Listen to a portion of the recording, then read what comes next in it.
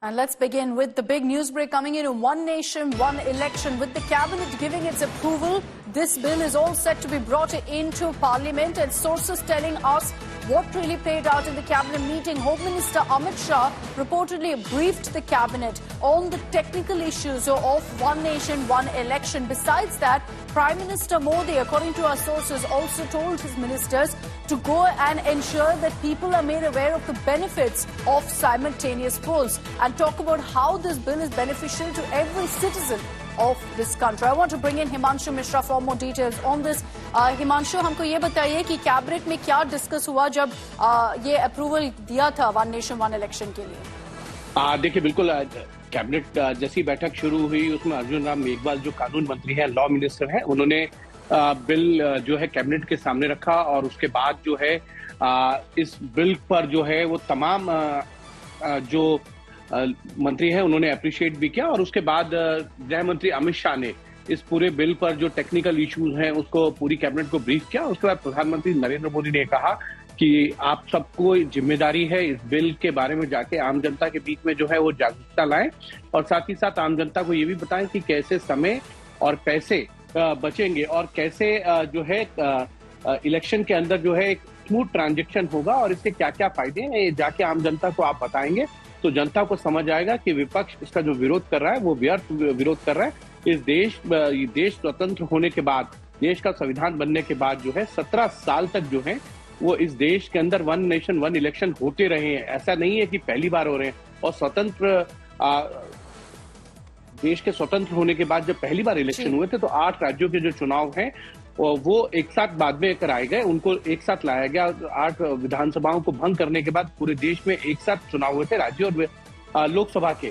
तो ऐसा पहली बार नहीं होने जा रहा है, पहले भी होता रहा है और सरकार ये चाहती है कि इसके फायदे जो है आम जनता को मिले, क्योंकि जब तक चुनाव चलता है आचार संहिता लगी रहती है, कोड ऑफ कंडक्ट लगा रहता है। ऐसे में कोई भी सरकार जो है पॉलिसी डिसीजन नहीं ले सकती है और इस देश के अंदर जो चुनाव हैं वो लगातार होते रहते हैं। चाहे आप लोकसभा के चुनाव देखें 5 साल में होते हैं, विधानसभाओं के चुनाव आपने देखे हैं होते रहते हैं, अगर कोई दल किसी दल से समर्थन वापस ले तब होते हैं और लोकल बॉडीज और ग्राम पंचायत के चुनाव भी जो है होते रहते हैं।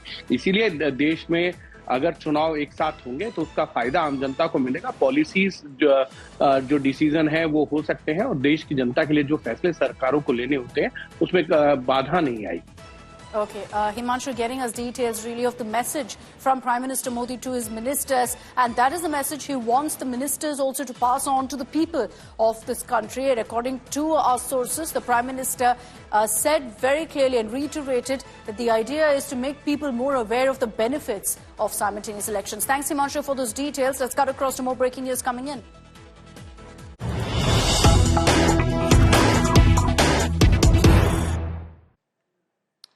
Now, here's why it's going to be an uphill task, really, for the government to ensure the passage of one nation, one election, the bill in Parliament, because you've got opposition parties making it very, very clear that they oppose this particular move. You've got comments coming in, particularly from State Chief Ministers M.K. Stalin, Mamata Banerjee, Arvind Kejriwal. They've all now spoken out, slamming this particular proposal. M.K. Stalin, Tamil Nadu Chief Minister, has said that, look, what this will do is erase regional voices, so we completely oppose one nation, one election.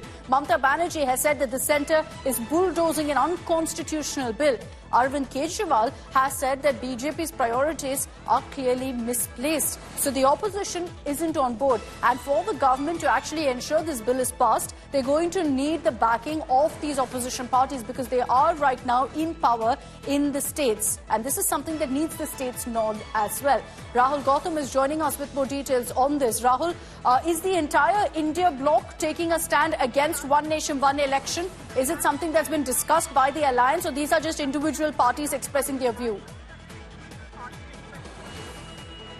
Well, it seems that this is becoming a sort of a rallying point as far as the India bloc is concerned, because more and more voices are coming in and speaking in one tone that they are rejecting this very idea of one nation, one poll.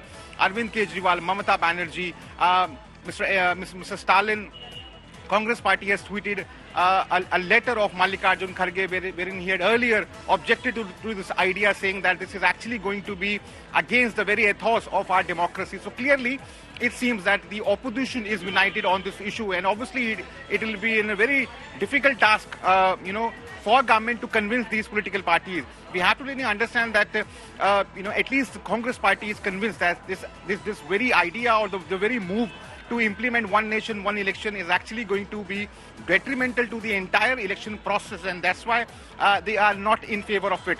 But it seems that they are also getting support from many political outfits like TMC, DMK. All these parties are coming out in their support, or they are speaking in one voice. So clearly, it's in at least for opposition bloc, it seems that they've come on board on this issue, and government would have to really make some real hard efforts to bring these political parties on consensus. But as we speak, if you remember earlier also when this committee was, it's going to be a challenge for the government to actually get the opposition on board. So we'll have to see how really they do it. Thanks, Rahul, for the moment for joining us with those details. The cabinet has given the go-ahead, perhaps also knowing that, look, this is going to be a long-drawn process for the government. Sources are telling us there's a possibility of this bill actually being brought in this very session, in the winter session. But the government knows it's going to take a few months for it to become a reality, at least with regards to getting the nod from Parliament, because this, in all likelihood, will go to a joint parliamentary committee, much like the Waqf Amendment Bill, which means there will be a long discourse, long discussion, debate on this, with all other parties also brought on board. Now, the government has made it very clear they will reach out to opposition parties, to all stakeholders, and ensure everyone is convinced with the idea of simultaneous elections. Let's get you some of the reactions that have been coming in.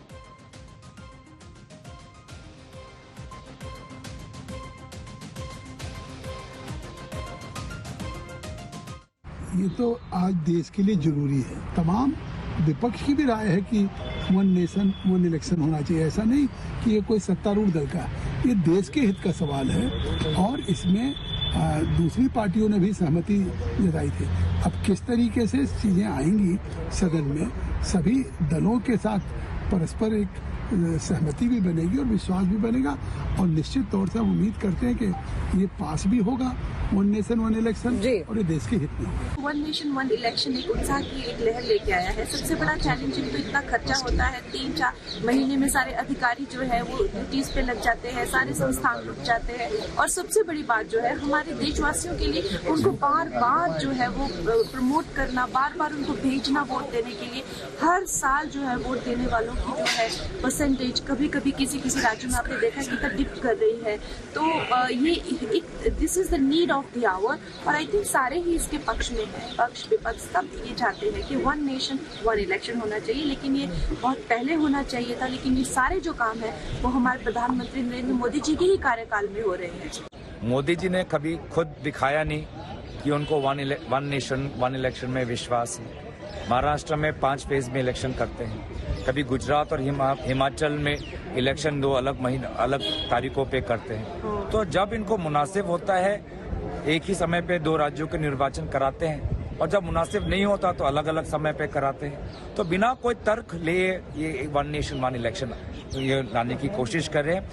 देश में विभिन्नता ही हमारी एकता का एक बहुत बड़ा अंग है, उसको खत्म करने का जो काम हो रहा है ये दुर्भाग्यपूर्ण है। अब तक किसी ने हमें कॉस्ट बेनिफिट एनालिसिस नहीं बताया है, क्योंकि प्रधानमंत्री जी ने कह दिया है कि देश के पे बहुत सारा पैसा बचेगा, तो वो पैसा बचेगा भाई साहब। कोई ये नहीं पूछा है कितना पैसा बचेगा। कि बिगर ऑपोजिशन जो है कि आप फेडरल डेमोक्रेसी पे फिर से एक चोट पहुंचा रहे हैं, और आपका ऑब्सेशन के आप यूनिफॉर्मिटी लाएं gives undue central government powers, क्योंकि आप अगर कोई सरकार गिरती भी है तो वो गवर्नर के हाथ में सारा चला जाएगा as an administrator. By making such statements, it's easy to say that one nation, one election is very good, feel good, it's a good thing. But you write from Gram Panchayat to Lok Sabha. Think of it, so many elections are there. So how to do that? It needs a JPC. I think we should call for a JPC and listen to the stakeholders of the country. So the BJP has spoken about one nation, one election several times, but they've aggressively moved forward with also the high-level committee chaired by former President Ramnath Kovind being formed, and that recommendations then moving forward. But what are the arguments for and against simultaneous polls? How really will that work in such a massive, large country? I break down all those details for you. Parliamentary corridors are abuzz with the term one nation, one election. Now, the BJP is firmly back to the concept of one nation, one election, reiterating that they will ensure it becomes a reality. The ruling party says it saves time and money. Nearly 24 parties led by the Congress have called it impractical and unnecessary. Let's explain to you exactly what one nation, one election is all about. What exactly is one nation, one election? In essence, it envisions conducting simultaneous elections for both Lok Sabha and state assemblies throughout the country in one go. The proposal suggests a two-phase approach. First, elections for the Lok Sabha and state assemblies, followed by local body polls, but the second phase should happen within 100 days. Currently, elections for state assemblies and the Lok Sabha take place independently, as I'm sure you all know, either upon the completion of a 5-year term for the existing government or in the case of dissolution due to various reasons. Let's take you through the history of simultaneous elections. This concept actually is not new to India. Now, the concept of simultaneous elections dates back to the first general elections in 1951-52, which coincided with all Vidhan Sabha polls, with all state polls. This practice continued right up until 1967, when hung assemblies disrupted the trend and the timing. In 1983, the Election Commission then suggested that maybe we should go back to simultaneous elections. And then in 2003, the idea came up again. Then Prime Minister Atal Bihari Vajpayee took up the matter with the then Congress President Sonia Gandhi. But there wasn't much headway made then. Again in 2010, again it was the BJP that put forward the initiative or took the step forward with LK Advani saying that he had discussed the matter with the then Prime Minister Manmohan Singh. Over the years, you've seen a lot of talk about this. Prime Minister Narendra Modi has been advocating for the idea of simultaneous Lok Sabha and state assembly polls clearly, which is why a high-level committee headed by former President Ramnath Kovind was formed on September 2nd, 2023. So according to the roadmap presented by this committee that's headed by Ramnath Kovind, simultaneous elections will require 18 amendments to existing laws, including 15 amendments to the Constitution, which fundamentally doesn't allow simultaneous polls. 5 articles in the Constitution and the Representation of People Act of 1951 would have to be amended. And for this, every recognized state and national party would have to agree to the change. So it is a tough ask for the BJP to get this to get a go-ahead. Now, for a constitutional amendment, 2/3 of the House must be present for the vote. A consensus of all political parties, of state governments, importantly, is also needed. After the constitutional amendment bill is passed in Parliament, it needs to be ratified by half the states in India through resolutions in their assemblies. So not just Parliament, assemblies also need to give the go-ahead. As per the Kovind panel, out of 62 parties that they approached, 47 responded with their views. 32 backed simultaneous polls, 15 opposed it. Besides the BJP, Shiv Sena, JDU, the AIA, DMK, the BJD, the Akali Dal, among others, have backed one nation, one election in their communication to the panel. The Congress, Aam Aadmi Party, Trinamool Congress, Dravida Munnetra Kazhagam, Samajwadi Party, among other parties, have opposed the same. Many parties didn't respond then to the committee's query and have now spoken out either for or against the move. And even the ones I've listed here have been known to change their stance based on really how their alliance or allegiance has shifted. So apart from the legal and the constitutional challenges, including ensuring necessary support from political parties, another monumental task would be actually syncing the terms of various state legislative assemblies with those of the Lok Sabha with minimum disruption to governance. Obviously, state terms end at very different times, which is why literally all year round you have elections happening. There's still no real clarity on how to deal with breaks due to dissolution of houses, president's rule, or even a hung assembly or parliament, in which case then a state will have to go into elections earlier and thereby the entire sync again goes out. Additionally, there is a worry that regional issues might get overshadowed by the national issues, affecting the electoral outcome at the state level. Also, regional political parties would not be able to compete with national parties when it comes to election expenditure and strategy. And these are some issues that regional parties have voiced. Another area of concern that they've put up is the recurring cost of procuring EVMs, electronic voting machines. This, the poll panel has said, will be nearly 10,000 crore rupees every 15 years. So then the question that comes up is, why is BJP pushing for one nation, one election if there are so many challenges? Well, those who back this particular reform often underline that once implemented, it would bring down the overall expense, the overall expenditure on the electoral process. As per reports, a staggering 1.35 lakh crore rupees was actually spent to conduct the 2024 Lok Sabha election. The government hopes a one-shot election will also likely boost voter turnout, making it convenient for the electorate to cast their ballot in one go, one shot, and it's done for. Another argument favouring simultaneous polls is that it will lead to a more efficient administration. During elections, the entire state machinery focuses on conducting a free and fair electoral process. And obviously that means everyday administration takes a back seat because officials are engaged in polling duties. The frequent imposition of the Model Code of Conduct leads to policy paralysis, delaying developmental programs because nothing can move when the Code of Conduct is in place. Now, you've heard the arguments for and against one nation, one election. Let's see how, in fact, this issue progresses and how the BJP, if they push forward with this, actually ensures to get all parties on board.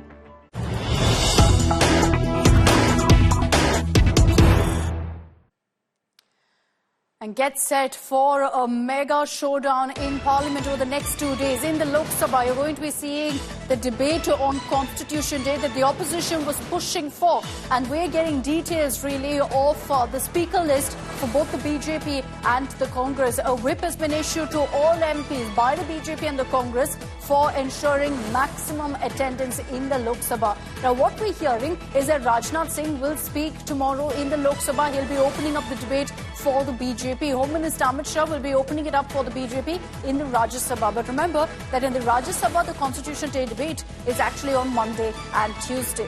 Now, tomorrow, while Rajnath Singh is expected to speak and kick off things for the BJP, Priyanka Gandhi Vadra will be making her debut speech in Parliament after having taken oath in this session as a Member of Parliament. Priyanka Gandhi's debut speech is likely to be tomorrow in the Lok Sabha.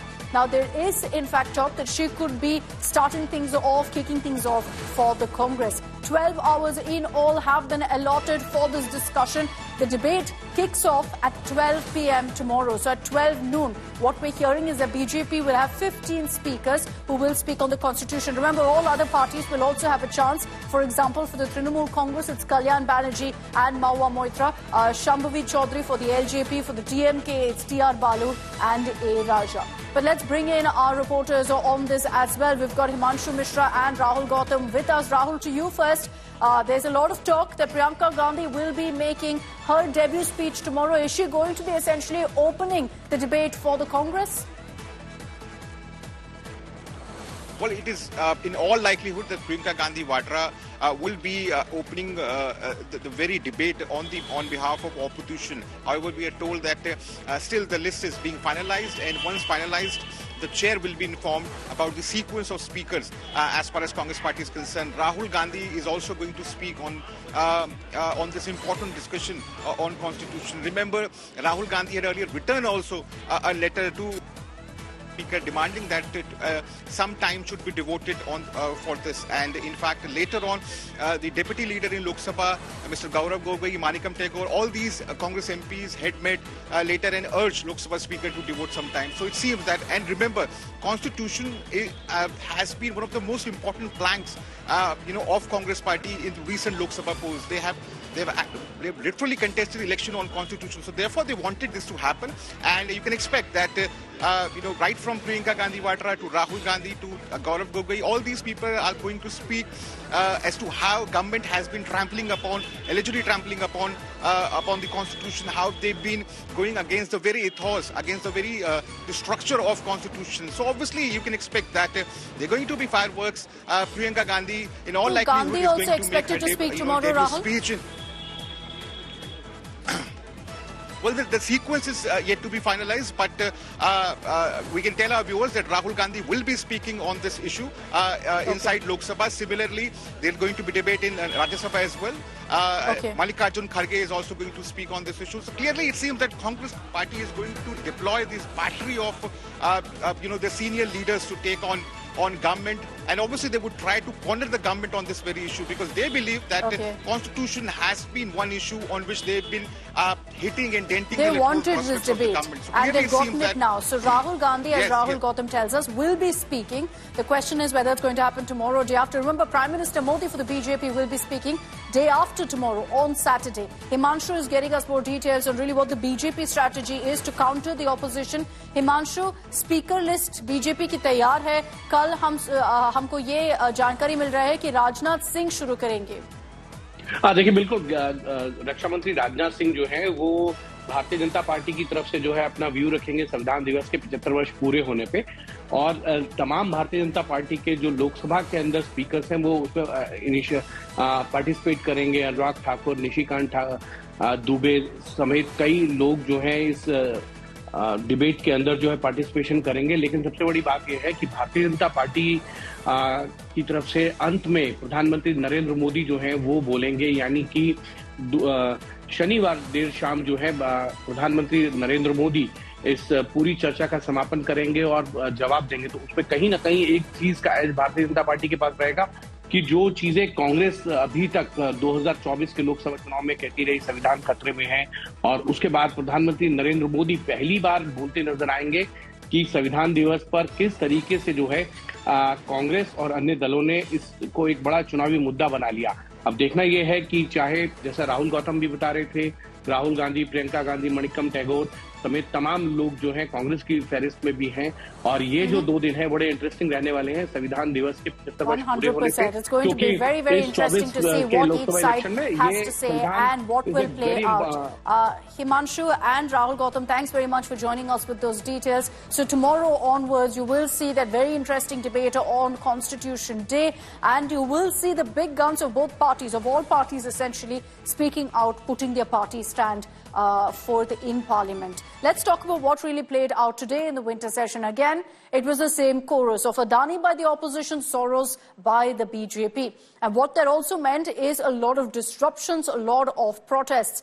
The lack of house business is resulting obviously in a waste of taxpayer money and ignoring of issues of public interest.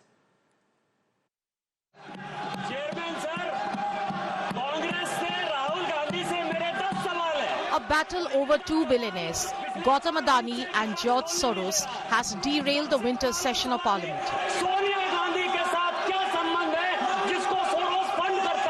The BJP once again accused the Congress of links with the American billionaire and demanded the Grand Old Party come clean on the issue.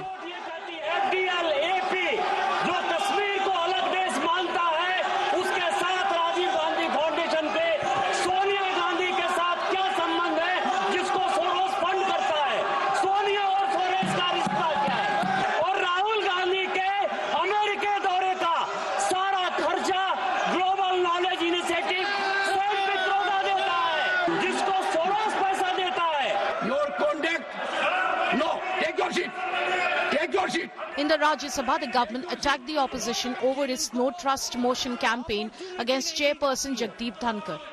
Indian National Congress का official handle से chairman को cheerleader कहा गया है. इसकी जितनी भर्त्सना की जाए and constitutional post को इस तरीके से derogate करने का, constitutional position को इस तरीके से डिमीन करने का जो आपने कुत्सित प्रयास किया है, जो गलत प्रयास किया है, भारत की जनता कभी माफ नहीं करेगी इंडियन नेशनल कांग्रेस को. उनके जो निर्णय रहते हैं। The Congress, on the other hand, claimed the government was running away from real issues. ये लोग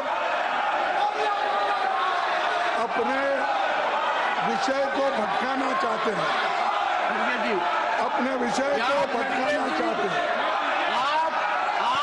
Both Lok Sabha and Rajya Sabha were adjourned till Friday.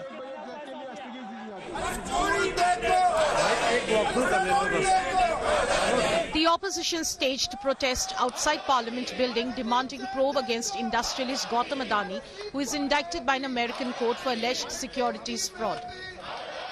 Protests inside and outside Parliament are draining taxpayers' money. It's important to note that every minute Parliament runs, taxpayers pay 2.5 lakh rupees. In an hour, this amounts to 1.5 crore rupees. For 6 hours of daily proceedings, the cost is around 9 crore rupees. Over 13 days, 117 crore rupees has been spent on running the Parliament. The government had agreed to a discussion on Friday to mark the 75th anniversary of the Constitution. The face-off between government and opposition has now cast a cloud on the special occasion. Bureau Report, India Today.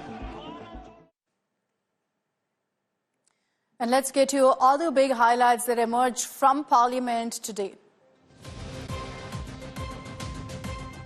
Leader of opposition Rahul Gandhi was missing from Parliament on the 14th day of the session. Rahul headed to Hathras in Uttar Pradesh a day after he, along with Priyanka Gandhi, met the families of 5 people who died in the Sambal violence on November 24th. Rahul Gandhi met with the Hathras victim of the 2020 case. After no confidence motion against the chairman of Rajya Sabha, now opposition MPs are ready to get an impeachment motion against an Allahabad High Court judge, Justice Shekhar Yadav, for, according to them, endorsing extremist Hindutva views.